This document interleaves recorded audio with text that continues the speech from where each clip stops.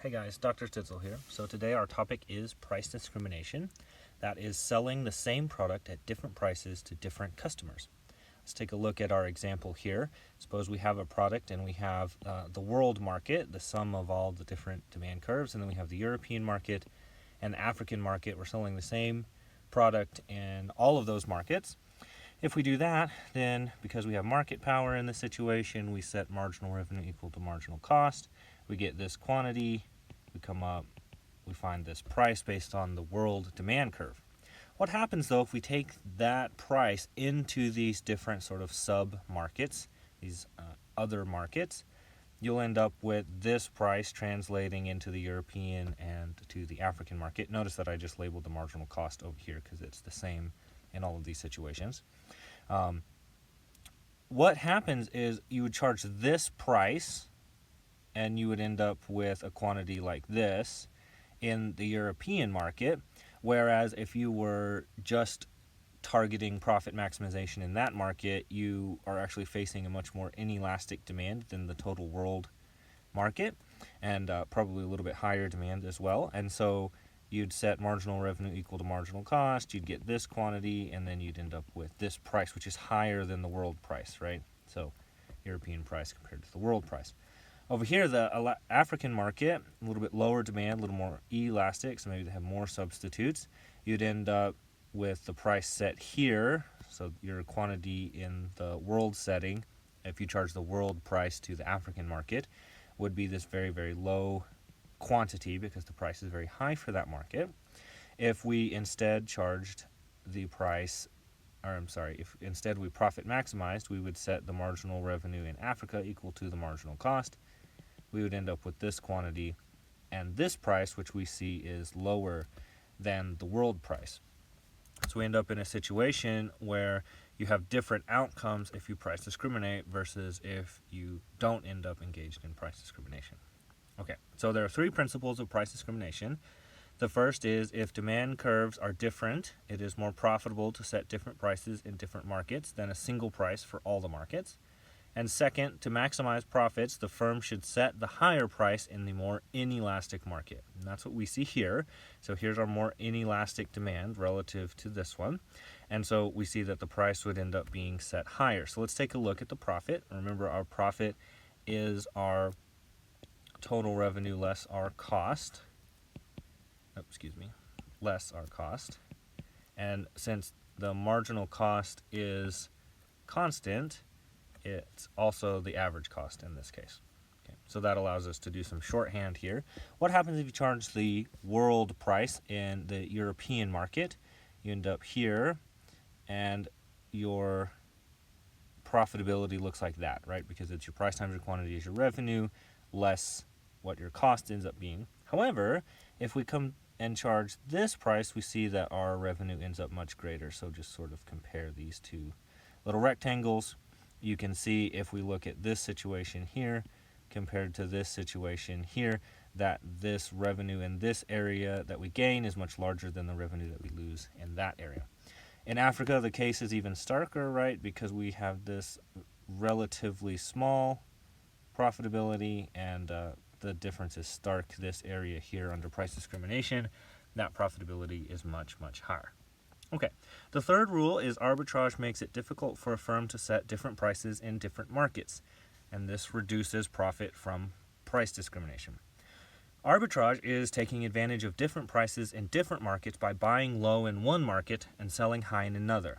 An example that we just gave would be if there was price discrimination happening, so the price is high in Europe and low in Africa, and you bought in Africa and then you transported it to Europe, and you sold it at a higher price that was undercutting the price that was happening in Europe. So this is a form of competition. It's generally a good thing from the sense of for the customers, right? We'll talk sort of in broad strokes about price discrimination as a normative good or bad thing later on. But oftentimes we actually see that people dislike arbitrage. They're like, well, if I were in that market, I would see this lower price, and you're bringing me this product and you're not really doing anything but transporting it. Why should I pay more for this? Forgetting that that is a service to them, and that's a potential benefit to the customer. Okay, so now that we know what price discrimination is and we have a sense of it, let's talk about how to implement it. The first thing you have to do is be able to identify different demand. Different demand has to exist first, and then you have to be able to identify it. So the firm with market power has to be able to separate customers into different demand curves. So we have to high versus low demand, for example. Some examples of how they might do that, right? The one we just saw is geography, different markets, different, the U.S. market versus European market versus African market might have different willingness to pay, different demand curves. A really common one is demographics, right? Young versus old, rich versus poor, male versus female, lots of different potential price discrimination points there we can separate. Men might be more willing to pay for certain products than women would be. The second thing, though, that they have to do is once they've identified different demand and set these different prices, they have to be able to prevent arbitrage. So to engage in price discrimination, the firm has to prevent this arbitrage, or the arbitrage will eat away these price differences, and they will lose sales in the higher priced market such that it makes it not worth it, right? Okay, so some examples. The first example that Cowan and Tabarrok give in their textbook is a really interesting one. It's a type of dental plastic produced by Rahm and Haas. And what they discovered is if you sell this plastic, I called it dental plastic, it has a specific name that's uninteresting to us, but it has an industrial use and then it has a dental use. And of course the dental use, it goes into people's mouths, and it just had a much higher willingness to pay. And the industrial use, very mundane widget making type of thing. And so they charged a price of 85 cents for the industrial per pound for the industrial use and $22 a pound for the dental use. Of course, what happens, people figure out we can engage in arbitrage in this situation. We can buy the industrial and makes very small changes, probably amounts to just portioning it into smaller pieces in order to use it in the dental setting. And we can pay the 85 cents, and if the dental price is $22, there's lots of room for a little bit of work to make you a lot of your money back in the arbitrage. So what they came up with is, we'll just put arsenic in the industrial type, which if you're using it for widgets, no big deal, right? Nobody's eating that. If you put it in, but you can't use it for dental, then so they can separate, they can prevent the arbitrage. Of course, their legal team there said, no, that's really not good. We shouldn't do that.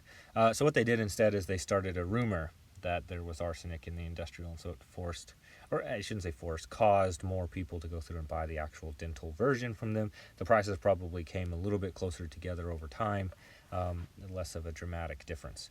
Now, while businesses won't poison people, governments will, and a prime example of this is ethanol. So the U.S. government subsidizes ethanol for fuel production, but of course ethanol is a component, or a component for making actual drinkable alcohol. And so the government actually forces ethanol that's made, that's an input into fuel, to be poisonous, to be made poisonous by adding in different types of poison, such that you can't then convert it to alcohol. So that's one way to prevent arbitrage from the ethanol fuel market versus, of course, the price of gas varies anywhere from, around this time, around $2 up to, we might see $5 prices per gallon in certain places. Of course, that would be cheap if that were a drinking alcohol. You pay a lot more than that for a lot of different types of alcohol, so there's potential arbitrage opportunity. Another example is movie tickets. We'll talk about this a bunch more later on in this lesson, but one of the things that we can do is sort of a little bit more direct version of preventing arbitrage, which might be requiring some identification. A student or a veteran might get a different ticket price. You have to show identification to get that. That prevents arbitrage. Of course, not perfectly, and we can think of ways to get around that, and so it's imperfect, but it is some form of preventing arbitrage. Okay, so the next point here is that price discrimination is very, very common. I think continuing the movie theater example, you can identify age quite quickly, right? And what happens is movie theaters want to price discriminate, so they want to separate into potential high willingness to pay versus low. How might they do that? Well, one way is age, right? So retired individuals tend to be older, and they tend to be on fixed income, so their willingness to pay, just because their income is lower, is a little bit less, so they give a senior discount. Students, of course, often have lower incomes, so they give a discount to them so that they don't, because if you charge just the normal $12 per movie ticket price, more of those individuals will be priced out of the market. And when we see somebody who's traditional middle career working age, then they're going to be the highest willingness to pay probably. Another way that they might wish that they could price discriminate is by figuring out who's on a date. Your willingness to pay for a movie to take your romantic interest out on the town would be very, very high, but it's hard to tell who's on a date. You don't self-declare that. You don't have an ID card. It's tough to prevent some arbitrage there. So what do? You say, well, if you're on a date, the ticket price is $14. If you're not, then it's $12 each. And so when they get to the window, you say, are you on a date? And they just say, no, this is just my sister or something. And they buy the movie tickets at the normal price. So you can't prevent the arbitrage there. Another common example of price discrimination is with airlines. And this is the classic business versus vacation. Airlines then want to separate business people from vacationers and segment their markets. Another common phrase here is segment. But you can't just ask them, because again, same problem as above. They have no investment in telling the truth.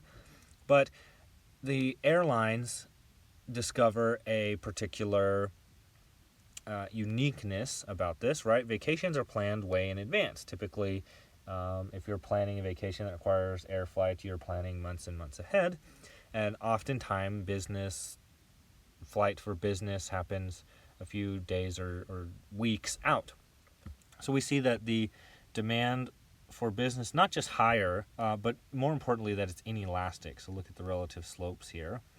And so you want to charge a higher price to the business people and a lower price to the vacationers. And of course they do this by charging different prices based on your proximity to the date. I think last that I looked, the optimal time to buy was like 50 days out. Because this is a sort of rough approximation, right? But if you plan a vacation a year out, that also signals that vacation is very, very important to you. If you're thinking about it a year out, that's an enormously important vacation for you. It might be something like a honeymoon, or a very important family reunion or something like that. Whereas if you're planning something a month or two out, this might just be a normal vacation, get away, get out of town, see some sights type of vacation. So I think the optimal time to book your air flight is like 50 days a month, something in that range out from your vacation, because that's kind of the sweet spot between not signaling that you're really attached to a particular time and destination, but also not doing it at the last minute when potentially your willingness to pay would be very high as well. Okay, let's talk about some other examples here, because I really want to drive home this point. If you think about supply and demand, you combine that with price discrimination, you can really explain a lot of business behaviors. So let's look at several.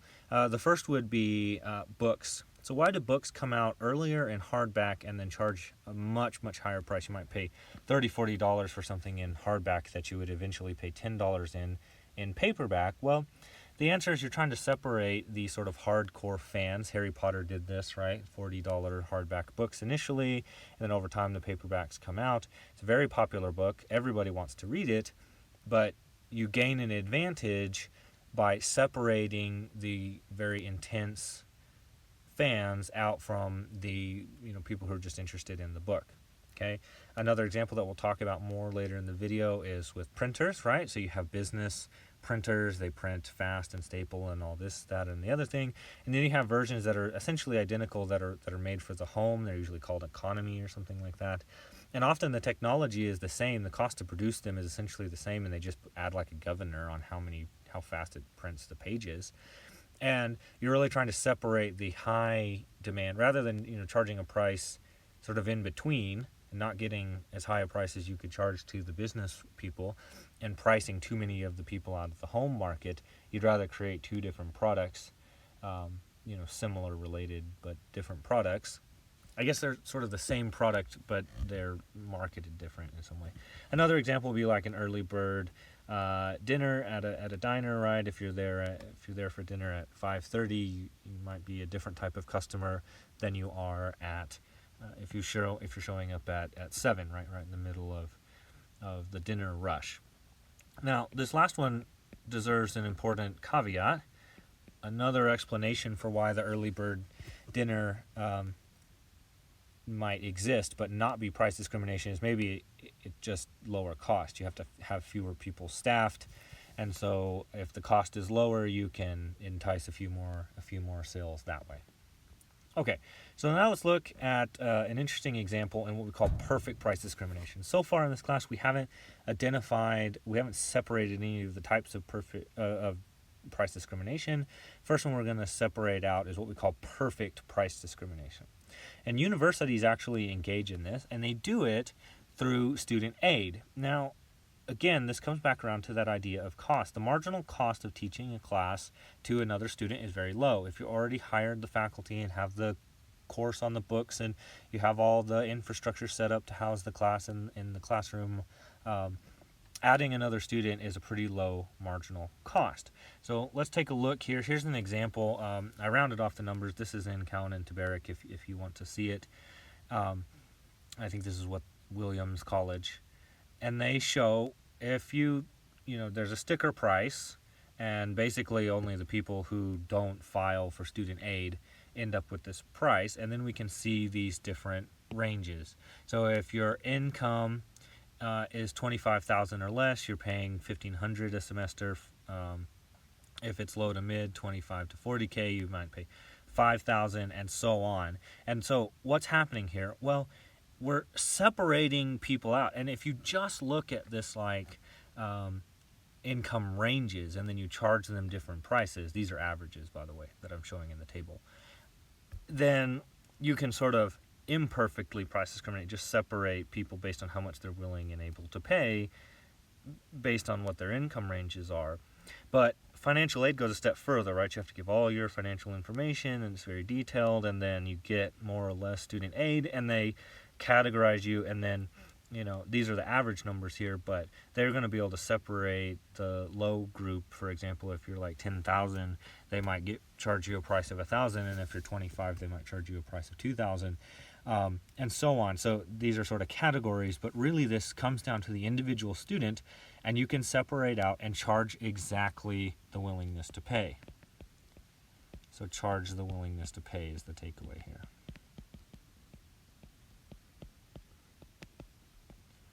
You end up charging that willingness to pay. That's how perfect price discrimination works. Okay, so perfect price discrimination is when each customer is charged exactly their willingness to pay. What are some examples of this? A car dealer, right? So they have some sense of what the price is, and then you come in, and if you come in and you go, wow, I love this car, and it's the perfect color, and it smells nice, and I just can't imagine living without it, and they're going to up what you're paying, right? And if you come in and you say, well, I'm interested in, but I have lots of other good options, and the color's not quite right, and this, that, and the other thing, then the car dealer is going to lower the price to try to entice you to buy it. So they're trying to get each customer to pay as much as they're willing to pay. So we're here to learn economics, but a pro tip in this situation is if you can find actual price points on the cars in other places and know what that is, especially in a situation where it wasn't engaged in perfect price discrimination, they weren't making a deal for the car dealership. And this is possible today because now some places actually sell cars retail. So go take a look, find a place that sells cars more like retail, take it or leave it, no haggling type of price, and then go to the dealer and make sure you get at least that price. That will really lock in where your willingness to pay ought to be, rather than making it built a lot off of your individual preferences. Another type of perfect price discrimination is an auction, right? So you get a group of people in a room or online, and you offer a particular item up, and then people bid against each other, and there's lots of different auction designs that tease this out in different ways. But at the end of the day, what you're trying to get at is that they're paying exactly what they're willing to pay, and the person who values it the most ends up with the good, right? Okay. So what does it look like when we engage in perfect price discrimination? Here I've drawn our good old-fashioned demand and marginal cost firm graph, right? And say we have individual A, and if you know they're willing to pay the price for their price, then you charge them exactly that price. And then we have individual B, you know what their price is, they get charged exactly that price. Individual C pays price C, and so on. So you know, right? So imagine this situation. You come into the car dealership and they have a super secret monitor, and it just zaps you and it figures out exactly your willingness to pay. So if person A, B, and C walk into the dealership and their little monitor scans person A and it says, oh, well, person A is willing to pay $50,000 and person B $45,000 and person C $30,000, then at the end of the day, assuming you can prevent arbitrage, which is another thing worth talking about in this case, those are exactly the prices that those people will end up being charged. So the big takeaway is that this causes the demand and marginal revenue to be the same. So remember, we would have drawn that marginal revenue curve falling faster than demand, and we said that's because you can't tell what people's willingness to pay is, and every time you lower the price for one person, you have to lower it for all the others. Well, under perfect price discrimination, that's no longer true. So what would happen, suppose that we discovered, you and I were wanting to buy a car, and we discovered they had this technology. Well, we would go and get a sense of what our willingness to pay was, and say mine was 50 and yours was 45, and so we just come to a deal, and I say, you go in there and you buy this car for 45, and then I'll give you 47 when you come out. That's arbitrage, and that's how we would want to go about defeating the system. And of course, there's transaction costs, which we've talked a lot about in this class, and that would add to, right?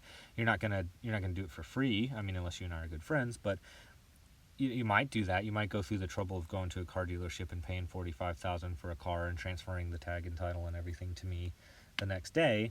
If I paid you, if that was a $2,000 deal for you, right? And that would save $3,000 for me. We'd come up with any number, right? But if you made several $1,000s off the deal. Okay. So now let's turn to the question, is price discrimination bad? So the first point is we want to remember that price discrimination increases output. So perfect price discrimination reaches the competitive outcome. So if we're in a monopoly, there's marginal revenue equal marginal cost. We get this monopoly outcome, right? And the competitive outcome is the demand equal to supply, and so it would happen here, and that would give us that competitive outcome. But because under perfect price discrimination, the demand is equal to the marginal revenue, that now means this is equal to marginal revenue equal to marginal cost, and we get the perfect price discrimination outcome. So we got the issue that we identified with monopoly, we got that solved, right?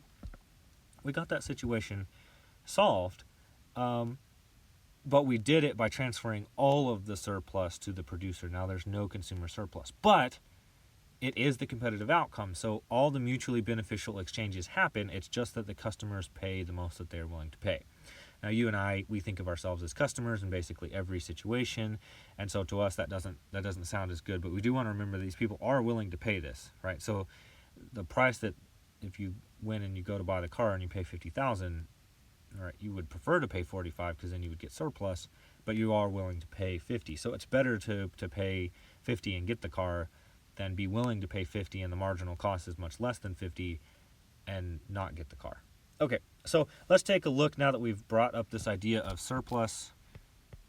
We're back around to surplus, and let's take a look at what's happening in the surplus. And I really want to focus, for example, on the African case, right?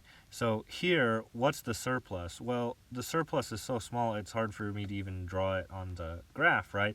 But if we engage in price discrimination, the price falls, and now you have this whole area become surplus, right? Because we increase the number of mutually beneficial exchanges that were happening. So price discrimination, I wouldn't call it bad because it increases output and it reaches the competitive outcome under perfect price discrimination, and even under imperfect, right? This is just partial price discrimination, just sort of going from one price to having two prices. You do increase surplus. So remember that price discrimination increases surplus. Okay, so now let's talk about a couple of types of price discrimination to round out this lecture.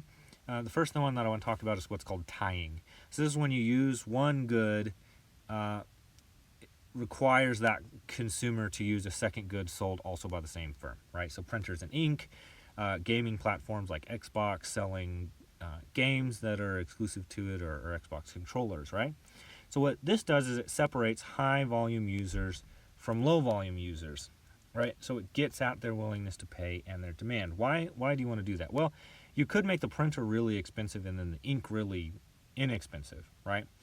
But then people who are low volume users will just be priced out of the market because they're paying a high amount up front. Whereas if everybody has the printer, and then if I'm a high volume user, I pay a lot to use a lot of ink, and you pay a lot for each individual thing of ink, but you're not using much ink, you've separated them out. Another example actually is the movie theater example, right? Where why not just sell the movie tickets and give all you can eat popcorn?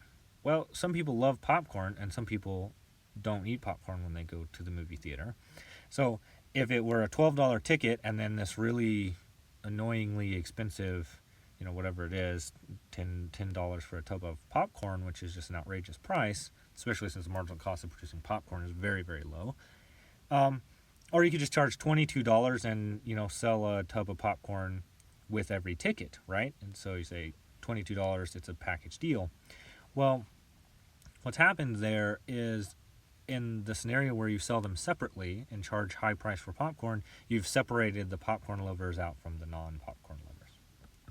Okay, our other idea is bundling. So it sounds kind of similar to tying, right? So tying says you buy a printer and then you buy a bunch of ink. Bundling is when products are required to be bought together in a bundle or a package. An example is Microsoft Office. The examples of this are just manifold, right? Shoes being right and left, cars coming with all the parts you need to use them. Just think about how much you could break goods down, and oftentimes goods are broken down, right? You can go and buy a gaming platform and get just the bare bones, or you can go and get one that comes with the 3 popular games and 2 controllers and a charging dock and everything, right? So that's bundling. But let's take a look at Microsoft Office as an example, right? So in this situation, suppose you have Titus and Gideon considering buying different components of Office. I'm going to set the others aside for a moment, just focus on Word and Excel, because it should strike us that there's Access and Outlook and all these other things that probably most of us never use that we're always getting when we're buying Microsoft Office. So the question is why? Suppose that Titus really values Word, but not so much Excel, so he's willing to pay $100 for Word, but only $20 for Excel. And Gideon's the other way around. He'll pay $40 for Word, but what he really needs is Excel, and so he'll pay $90. What happens in a scenario where the Microsoft sells the products individually? Well, they can charge $40 and get 2 sales, but that would only be $80 in income. Or they can sell Word for $100, and so they'll get $100 in revenue, right? And then they can sell Excel for $20 and get 2 sales and get $40, or they can sell it at $90, right? So you end up with $190 in profit. $190 in profit, right? What happens if they bundle it up into Office? Well, Titus does value Excel, and Gideon does value Word, but not as high as the other one does. And so Titus would pay $120 if he could have both, and Gideon would pay $130. So if you sell it at $130, obviously you're only going to sell one of them to Gideon. But if you sell at $120, you actually get 2, right? And so you'd get $240 in profit. right? And notice that this is a good thing as well, right? Because it's getting, that's a mutually beneficial exchange to Titus and Gideon as well, right? So bundling in this case does serve that purpose that price discrimination does, to increase surplus. Okay, so that's all we have for price discrimination. I just want to reiterate one more time before we end this lecture that price discrimination should be thought of as sort of a neutral thing, right? Don't allow your I'll call it a consumer bias to influence you too much here. Remember that there's sort of trade-offs, as there are with anything with price.